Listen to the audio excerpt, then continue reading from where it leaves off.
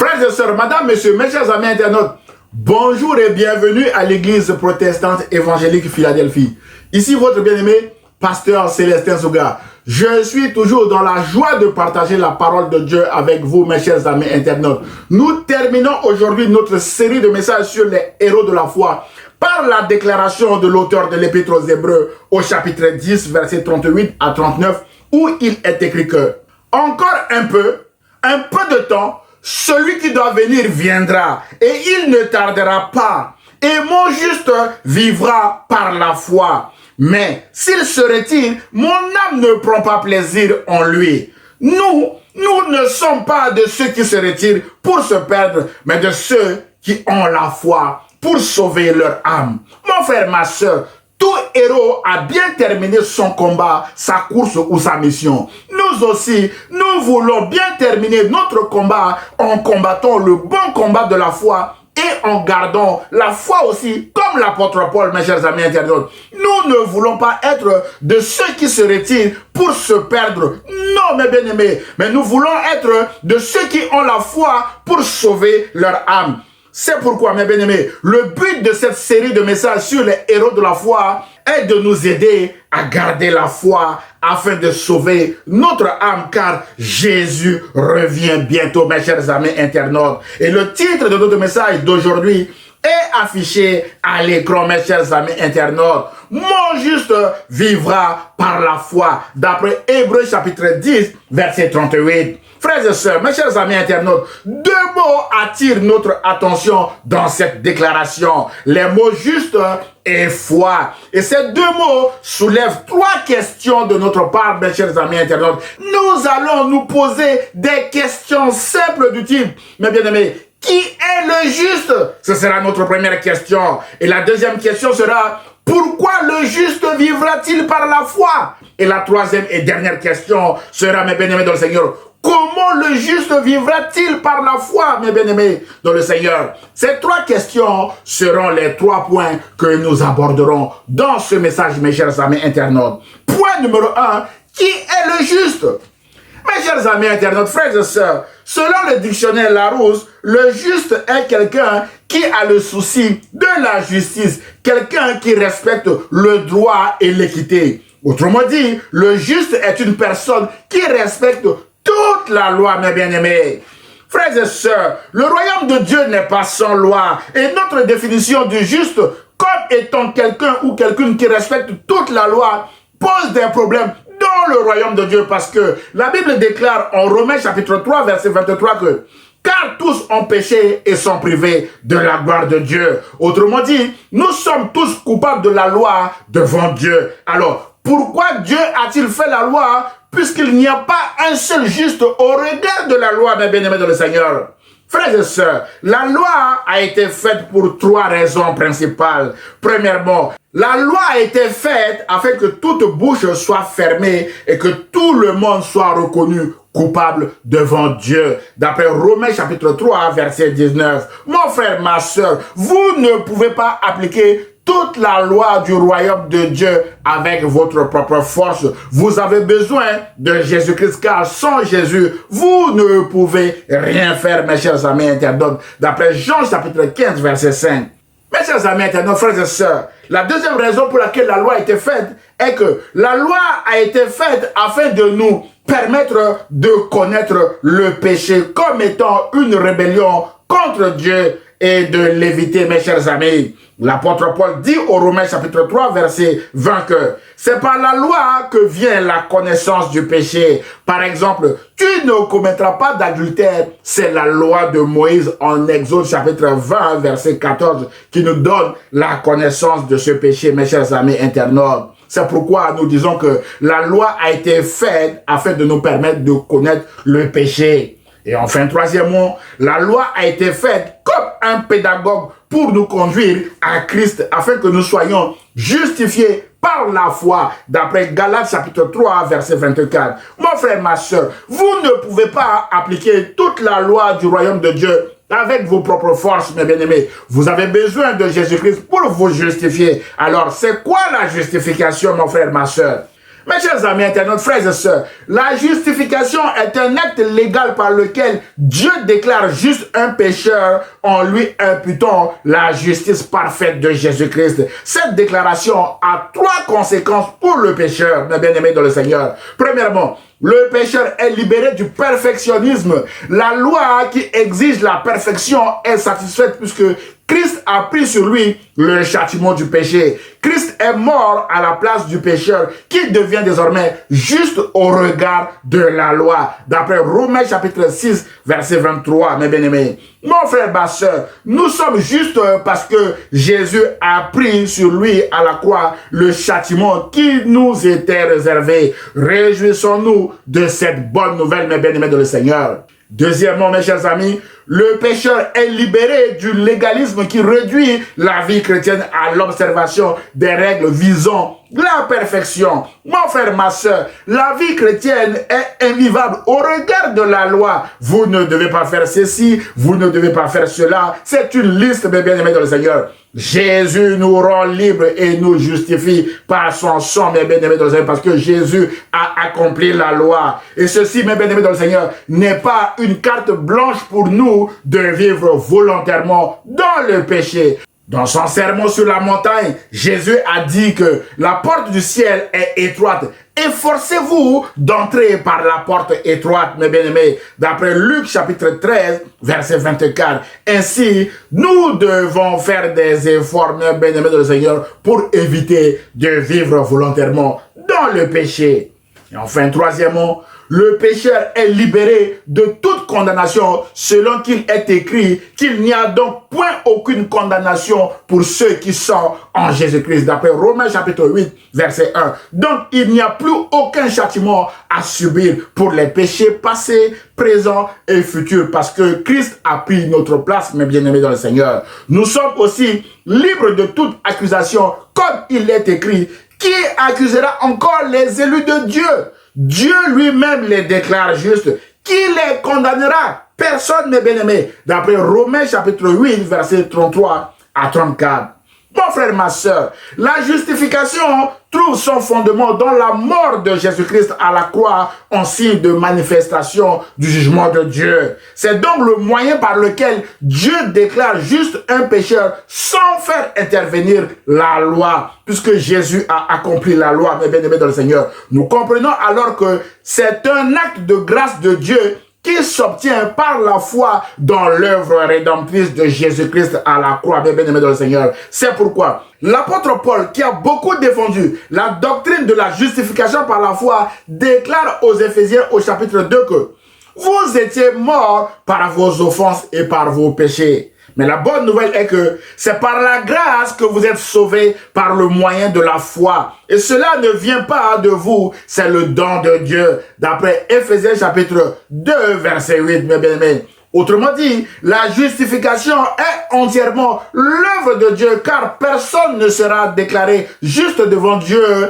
mes bien-aimés dans le Seigneur, parce qu'il aura accompli parfaitement la loi, d'après Galates chapitre 2, verset 16. Mes chers amis, la justification est une grâce ou une faveur imméritée de Dieu. En effet, nous étions tous morts par nos offenses et par nos péchés. Mais la bonne nouvelle est qu'en acceptant Jésus-Christ comme notre Seigneur et Sauveur, nous avons été lavés, purifié du péché et déclaré juste au nom du Seigneur Jésus-Christ et par l'Esprit de notre Dieu, mes chers amis internautes. C'est grâce à l'action du Saint-Esprit que nous sommes purifiés et déclarés justes, mes chers amis internautes. D'après 1 Corinthiens chapitre 6, verset 11. C'est un don gratuit de Dieu, car la Bible déclare en Romains chapitre 3, verset 24 que ils sont gratuitement justifiés par sa grâce, par le moyen de la rédemption qui est en Jésus-Christ. Mes chers amis, à notre première question de ce matin, qui est le juste? Nous répondons que le juste est celui qui a accepté par la foi l'œuvre rédemptrice de Jésus-Christ à la croix et qui s'engage à vivre dans l'obéissance à Jésus-Christ, à vivre selon les enseignements de Jésus-Christ, mes chers amis internautes. Mon frère, ma soeur, aujourd'hui, Dieu veut vous déclarer juste afin que vous viviez par la foi en Jésus-Christ. C'est à vous d'accepter ou de rejeter cette offre de grâce. Cette offre, mes bien-aimés, est gratuite, nous le rappelons. Toutefois, la seule condition pour être justifié est que vous devez vous repentir, c'est-à-dire regretter sincèrement vos péchés, les dénoncer, les confesser à Dieu et obtenir son pardon, mes bien-aimés dans le Seigneur. Puis, vous devez vous engager à marcher de tout votre cœur dans l'obéissance à Christ en acceptant par la foi son œuvre rédemptrice à la croix, mes bien-aimés dans le Seigneur. La Bible déclare en Romains chapitre 10, verset 9 que si tu confesses de ta bouche le Seigneur Jésus et si tu crois dans ton cœur que Dieu l'a ressuscité des morts, tu seras sauvé. Voilà ce qu'il faut faire pour être déclaré juste par Dieu, mes chers amis internautes. Si vous venez de le faire, je vous dis bravo. Vous êtes maintenant juste devant Dieu. Et la conséquence de votre justification est que Jésus-Christ vous appelle maintenant à vivre une vie de sanctification, c'est-à-dire à changer vos comportements, à abandonner votre ancienne voie pour suivre une nouvelle voie afin de ressembler progressivement à Jésus-Christ, mes chers amis internautes. C'est un processus qui durera toute votre vie, mes bien-aimés dans le Seigneur. Et c'est Christ lui-même qui vous aidera dans ce processus de changement. Car sans lui, vous ne pouvez rien faire, mes chers amis internautes. Mon frère, ma soeur, amis chrétiens, chaque jour de votre nouvelle vie de juste, vous devez vivre par la foi parce que vous venez d'accepter Jésus-Christ comme votre Seigneur et Sauveur. Alors, pourquoi le juste vivra-t-il par la foi, mes chers amis internautes? C'est notre deuxième question d'aujourd'hui, mes chers amis internautes. Point numéro 2. Pourquoi le juste vivra-t-il par la foi? Mes chers amis internautes, frères et sœurs, après avoir nous donné une magnifique définition de la foi comme étant une ferme assurance des choses qu'on espère, une démonstration de celles qu'on ne voit pas, d'après Hébreux chapitre 11, verset 1, l'auteur de l'Épître aux Hébreux répond à notre deuxième question, pourquoi le juste doit vivre par la foi, en déclarant au verset 6 que or, sans la foi, il est impossible de lui être agréable. Mon frère, ma soeur, sans la foi, il est impossible d'être agréable à Dieu. Voilà pourquoi le juste doit vivre par la foi. Car il faut que celui qui s'approche de Dieu croit que Dieu existe et qu'il est le rémunérateur de ceux qui le cherchent. Mes chers amis internautes, d'après Hébreux chapitre 11, verset 6. Mon frère, ma soeur, sans la foi, vous ne pouvez pas être agréable à Dieu parce que la foi, c'est croire que Dieu existe et que c'est lui qui rémunère ceux qui le cherchent, mes chers amis internautes. Aussi, mes bien-aimés, vous ne pouvez pas avoir la foi en Dieu sans avoir la foi en Jésus-Christ parce que c'est Jésus qui est l'auteur et le consommateur de notre foi, mes chers amis internautes. Et il y a un seul chemin qui mène aussi à la maison de Dieu et Jésus est le chemin qui mène à la maison de Dieu. C'est pourquoi l'auteur de l'Épître aux Hébreux nous recommande d'avoir les yeux fixés vers Jésus, mes chers amis internautes. La question de ce matin est, bien dans le Seigneur, vos yeux sont-ils tournés actuellement vers qui, mes chers amis internautes? L'auteur de l'Épître aux Hébreux nous recommande d'avoir les yeux tournés vers Jésus, mes chers amis internautes. Mon frère, ma soeur, peut-être que ce matin, vous avez foi dans votre curriculum vitae, rempli de diplômes et d'expériences, mais malheureusement, vous n'arrivez pas encore à trouver du travail. Tournez vos regards vers Jésus et vous verrez la gloire de Dieu. Mon frère, ma soeur, peut-être que vous avez foi dans votre compte bancaire pour vous donner la paix et la joie. Malheureusement, vous manquez de paix et de joie intérieure actuellement. Tournez-vous vers Jésus qui est le prince de paix et il vous donnera sa paix et sa joie, mes chers amis internautes. Mon frère, ma soeur, peut-être que vous avez foi dans vos médicaments pour guérir, mes bien-aimés dans le Seigneur, de votre maladie. Ce qui est une bonne chose. Continuez de prendre vos médicaments, mes chers amis internautes. Mais malheureusement, votre guérison tarde encore à venir malgré votre traitement. Tournez vos regards vers Jésus, car il est écrit que c'est par ses meurtrissures que nous sommes guéris, mes chers amis internautes. Frères et sœurs, toujours en réponse à notre question, Pourquoi le juste vivra-t-il par la foi? L'auteur de l'Épître aux Hébreux répond à cette question en nous donnant une longue liste de grands personnages bibliques qui ont triomphé de leurs obstacles, mes bien-aimés, à cause de leur foi. En Hébreux chapitre 11, mes chers amis internautes.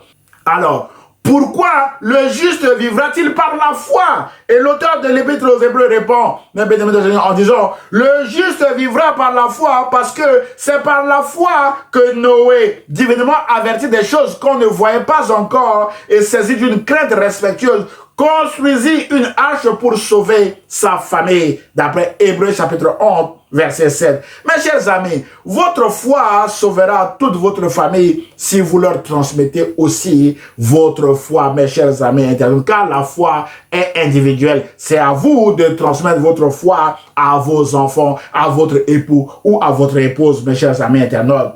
La question encore est, pourquoi le juste vivra-t-il par la foi? Réponse de l'auteur de l'Épître aux Hébreux. Le juste vivra par la foi parce que c'est par la foi qu'Abraham, lors de sa vocation, obéit et partit pour un lieu qu'il devait recevoir en héritage et qu'il partit sans savoir où il allait. D'après Hébreux chapitre 11, verset 8. Mon frère, ma soeur, votre foi produira l'obéissance à Dieu et vous amènera à prendre des risques contrôlés par Dieu pour son royaume, mes bien-aimés dans le Seigneur. Pourquoi le juste vivra-t-il par la foi? Le juste vivra par la foi parce que c'est par la foi que Sarah elle-même, malgré son âge avancé, fut rendue capable d'avoir une postérité parce qu'elle crut à la fidélité de celui qui avait fait la promesse, d'après Hébreux chapitre 11, verset 11. Mon frère, ma soeur, votre foi brisera la stérilité dans votre couple, le chômage et les obstacles qui sont devant vous, mes chers amis internautes. C'est pourquoi vous devez persévérer dans la prière et par la foi, mes chers amis internautes. Frères et sœurs, je vous invite à continuer chez vous la suite de la lecture de ce chapitre 11 et à compléter la réponse à notre question sur le pourquoi le juste vivra par la foi, mes chers amis internautes. Notez surtout que le juste vivra par la foi parce que sans la foi, il est impossible d'être agréable à Dieu, nous l'avons dit, et parce que de grands personnages bibliques ont triomphé de leurs obstacles à cause de leur foi. C'est ce que nous venons de voir, mes chers amis internautes, et c'est ce qui nous encourage aussi à imiter leur foi, mes bien-aimés, en marchant avec foi avec Jésus-Christ, mes bien-aimés dans le Seigneur. Et la dernière question est celle-ci. Point numéro 3. Comment le juste vivra-t-il par la foi? Mes chers amis internautes, frères et sœurs, être déclaré juste par Dieu ne nous exempte pas de difficultés ou d'obstacles dans notre vie quotidienne, mes chers amis internautes. Mais la bonne nouvelle est dans la déclaration du psalmiste qui dit que le malheur atteint souvent le juste, mais l'Éternel l'en délivre toujours. D'après Somme chapitre 34, verset 19. C'est pourquoi, mes bien-aimés dans le Seigneur, le juste devra puiser son réconfort dans la parole de Dieu. Mes chers amis, la Bible déclare en Romains chapitre 10, verset 17 que la foi vient de ce que l'on entend et ce que l'on entend vient de la parole de Christ. C'est donc dans la parole de Christ que le juste puisera sa force face aux événements de la vie. Et ce, dans le calme et la confiance, mes chers amis, comme il est écrit que c'est dans le calme et la confiance que sera votre force, mes bien-aimés dans le Seigneur, d'après Ésaïe chapitre 30, verset 15. Mes chers amis, alors que Josué était craintif après la mort de son mentor Josué, Dieu dit à Josué en Josué chapitre 1, verset 8 que ce livre de la loi, aujourd'hui représenté par la Bible, ne s'éloigne point de ta bouche. Médite-le jour et nuit pour agir fidèlement selon tout ce qui y est écrit, car c'est alors que tu auras du succès dans tes entreprises. C'est alors que tu réussiras, Josué. C'est pourquoi, frères et sœurs, le juste méditera aussi la parole de Dieu jour et nuit et l'utilisera comme une épée à double tranchant dans toutes les situations de sa vie. La parole de Dieu sera aussi comme un bouclier qui protégera le juste contre les mensonges du diable, bien aimé le Seigneur. D'après Proverbes chapitre 30, verset 5, le diable vous mentira que ça ne marchera jamais, Mais bien aimé dans le Seigneur, la parole vous dira que rien n'est impossible à Dieu et que ça marchera. C'est ainsi que lorsque le juste sera face à une situation qui le trouble ou qui l'accable, le juste se souviendra de cette parole de Jésus en Jean chapitre 14 verset 1 qui dit que votre cœur ne se trouble point. Croyez en Dieu, croyez aussi en moi, déclare Jésus. Ou encore, ayez foi en Dieu et ayez foi en moi, Jésus. Car j'ai vaincu le monde. D'après Jean chapitre 16, verset 33, mes bien-aimés. C'est dans la parole de Dieu que le juste trouvera son réconfort face à ses difficultés. Car rien n'est impossible à Dieu. D'après Luc chapitre 1, verset 37. Ainsi donc, mes bien-aimés, la parole de Dieu sera une lampe au pied du juste et une lumière sur son sentier. Mes bien-aimés de le Seigneur, vous ne pouvez pas avancer dans votre vie sans cette parole qui est une lampe, mes bien-aimés, et une lumière sur vos sentiers, mes chers amis internautes. Frères et sœurs, face à la maladie, le juste se souviendra qu'il est écrit que c'est par ces meurtrissures que nous sommes sauvés, d'après Ésaïe chapitre 53, verset 5, et que tous les malades qui touchaient le bord du vêtement de Jésus étaient guéris dans la région de Génézareth, mes bien-aimés, d'après Matthieu chapitre 14, verset 34 à 36. Aujourd'hui encore, Jésus guérit, mes chers amis internautes. C'est pourquoi le juste devra faire confiance à Jésus pour sa guérison lorsqu'il est malade. Mon frère, ma soeur, faites confiance à Jésus et il vous guérira, mes chers amis internautes. Frères et sœurs, il arrivera aussi que le juste se retrouve face à des montagnes, bien aimés, dans sa vie. Alors, le juste se souviendra de cette déclaration de Jésus en Marc chapitre 11, versets 22 à 24, où Jésus a dit que « Ayez foi en Dieu, je vous le dis en vérité. Si quelqu'un dit à cette montagne, ôte-toi de là et jette-toi dans la mer. Et s'il ne doute point en son cœur, mais croit que ce qu'il dit arrive, il le verra s'accomplir. C'est pourquoi, déclare Jésus, je vous dis que tout ce que vous demanderez en priant, croyez que vous l'avez reçu et vous le verrez s'accomplir, déclare Jésus, mes bien-aimés. C'est ainsi que le juste ôtera les montagnes devant lui en dépendant de Jésus par sa prière. Frères et sœurs, mes chers amis internautes, le juste devra mener une vie de prière parce que la prière fervente du juste a une grande efficacité, déclare Jacques chapitre 5, verset 16. Le juste se souviendra que lorsque les disciples ont prié face aux ennemis de la croix, la terre a tremblé sous leurs pieds en Actes chapitre 4, verset 31. C'est pourquoi l'apôtre Paul invite le juste à prier sans cesse d'après 1 Thessaloniciens chapitre 5, verset 17. Parce que la prière est son seul moyen de communication avec Jésus. Et c'est dans la prière qui s'appuie sur les promesses de Dieu qui sont dans la parole de Dieu que le juste résistera aux ennemis de la croix et deviendra ainsi vainqueur, comme Jésus-Christ lui-même a été vainqueur, mes bien-aimés dans le Seigneur du monde.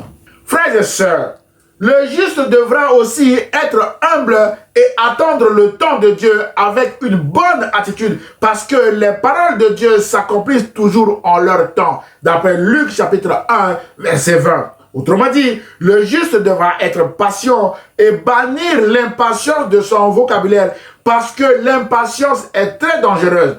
L'impatience peut conduire à l'orgueil et à l'idolâtrie. Je décide de ne pas attendre le temps de Dieu et je conclus un accord même avec le diable pour obtenir ce que je veux rapidement. C'est exactement ce qui s'était passé dans le désert avec l'épisode du veau d'or. Le peuple refuse d'attendre Moïse qui s'entretenait avec Dieu sur la montagne et fabrique son faux Dieu en veau d'or pour avancer sans Dieu, mes bien-aimés. Résultat des courses, 3000 morts en une journée dans le désert, d'après Exode chapitre 32. Mais la bonne nouvelle est qu'à la fête de Pentecôte, 3000 âmes furent sauvées aussi suite à la prédication de Pierre, mes bien-aimés dans le Seigneur, le Dieu de grâce, mes chers amis internautes. C'est pourquoi le juste doit être patient, car Dieu n'est jamais en retard ni en avance, mes chers amis internautes.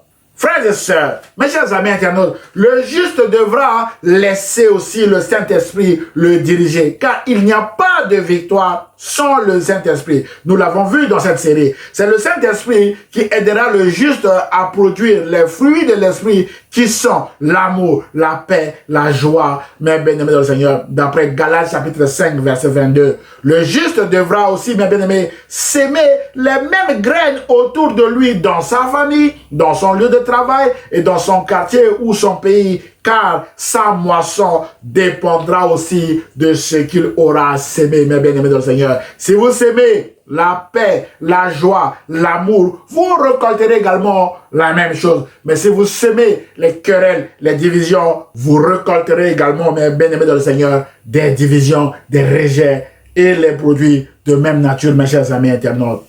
Enfin, frères et sœurs, le juste devra vivre sa foi dans une assemblée ou dans une église avec des frères et sœurs, car il est très difficile de vivre sa foi de façon isolée. Rappelez-vous que le disciple Thomas avait moqué la première apparition de Jésus après sa résurrection parce qu'il s'était isolé des autres disciples, mes bien-aimés. C'est pourquoi le psalmiste déclare dans le psaume 133 qu'il est agréable, qu'il est doux pour des frères et sœurs de demeurer ensemble. C'est là que l'Éternel envoie la bénédiction, la vie pour l'éternité. Voilà comment le juste vivra par la foi, mes chers amis internautes. En conclusion de notre message d'aujourd'hui, frères et sœurs, l'auteur de l'Épître aux Hébreux déclare en Hébreux chapitre 10, versets 38 à 39 que encore un peu de temps, celui qui doit venir viendra et il ne tardera pas. Et mon juste vivra par la foi. Mais s'il se retire, mon âme ne prend pas plaisir en lui. Nous ne sommes pas de ceux qui se retirent pour se perdre, mais de ceux qui ont la foi pour sauver leur âme, déclare l'auteur de l'Épître aux Hébreux. Mon frère, ma soeur, Jésus revient bientôt. La question est, êtes-vous prêts pour son retour, mes bien-aimés? Pour être prêts, gardez la foi afin que vous soyez de ceux qui ont la foi pour sauver leur âme, mes bien-aimés. Enfin, l'apôtre Paul vous encourage en vous disant en 1 Corinthiens chapitre 16, verset 13 que restez vigilants, tenez ferme dans la foi, soyez courageux, fortifiez-vous dans le Seigneur. C'est alors que vous deviendrez des héros de la foi, mes chers amis internautes.